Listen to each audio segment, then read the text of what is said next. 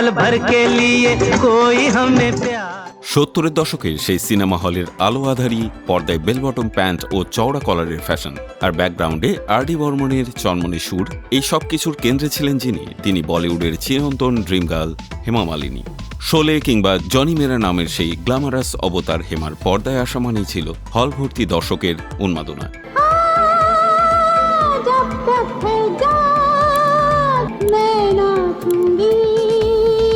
দীর্ঘ অভিনয় জীবনে প্রায় 200টি চলচ্চিত্রে নিজের অভিনয় ও নাচের জাদুতে ভারতীয় সিনেমাকে সমৃদ্ধ করা এই কিংবদন্তি এখন কেন রূপালী পর্দা থেকে দূরে, তা নিয়েই সম্প্রতি মুখ খুলেছেন তিনি। জনপ্রিয় সংবাদ মাধ্যম জুমকে দেয়া এক সাক্ষাৎকারে হেমা মালিনী তার সেই সোনালী দিনগুলোর স্মৃতিচারণ করতে গিয়ে বেশ আবেগপ্রবণ হয়ে পড়েন। তিনি জানান, 1970 ও 80-র দশক ছিল ভারতীয় চলচ্চিত্রের আসল স্বর্ণযুগ। সে সময়ে সিনেমার মূল চালিকা শক্তি ছিল নিটোল পারিবারিক গল্প, মানবিক মূল্যবোধ এবং শক্তিশালী চিত্রনাট্য। সবচেয়ে বড় বিষয় ছিল সেই যুগের নারী প্রধান চলচ্চিত্রের এক বিশাল বাজার এবং সামাজিক গ্রহণযোগ্যতা ছিল, যা এখন অনেকটাই ম্লান।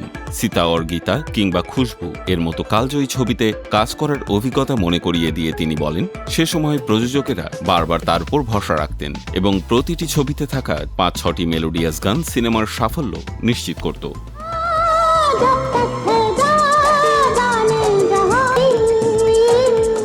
পুরনো দিনের সেই আবেগঘন ও গোছানো পরিবেশের সাথে বর্তমান যুগের তুলনা করতে গিয়ে এই বর্ষিয়ান অভিনেত্রী এক বড় সত্য প্রকাশ করেন। তিনি জানান, এখনকার চলচ্চিত্র নির্মাণের পুরো ধরন, মানসিকতা এবং কর্মপদ্ধতি আমূল বদলে গেছে।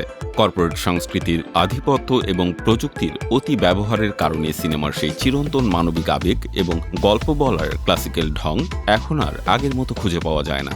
ভক্তরা যখন প্রায় জানতে চান কেন তিনি আর নতুন প্রজেক্টে কাজ করছেন না, তখন তিনি স্পষ্ট করেই বলেন, বর্তমান সময়ের এই সম্পূর্ণ নতুন ধারার কাজের পরিবেশ এবং আধুনিক মেকিংয়ের দ্রুতগতির সাথে নিজেকে মানিয়ে নেওয়া তার পক্ষে কঠিন।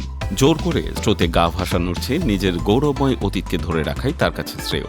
সিনেমার পাশাপাশি হেমা মালিনীর জীবনের আরেকটি সবচেয়ে বড় পরিচয় হল তিনি একজন উচ্চাঙ্গ নৃত্যশিল্পী। শৈশব থেকে ভরতনাট্যমে দীক্ষিত হেমা সবসময় মনে করেন, অভিনয় যদি তার পেশা হয় তবে নাচ হল তার অন্তরাত্মা।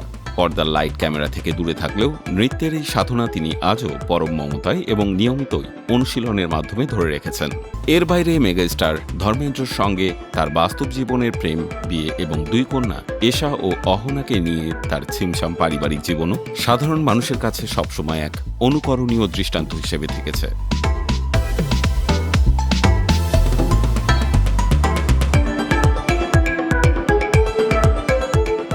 বর্তমানে রূপালী পর্দার আলো থেকে দূরে থাকলেও হেমা মালিনী জনগণের মাঝে আছেন, তবে ভিন্ন পরিচয়।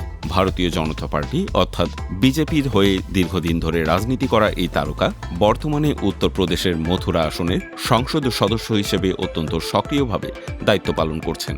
2020 সালে শিমলা মির্চি ছবিতে তাকে শেষবারের মতো বড় পর্দায় দেখা গিয়েছিল।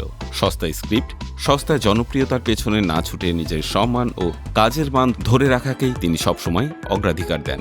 আর তাই বড় পর্দায় নিয়মিত না এলেও রাজনীতি, সমাজসেবা এবং নৃত্যের অবিনশ্বর মাধ্যমে এই ড্রিম গার্ল আজও কোটি ভক্তর হৃদয়ে সমানভাবে উজ্জ্বল।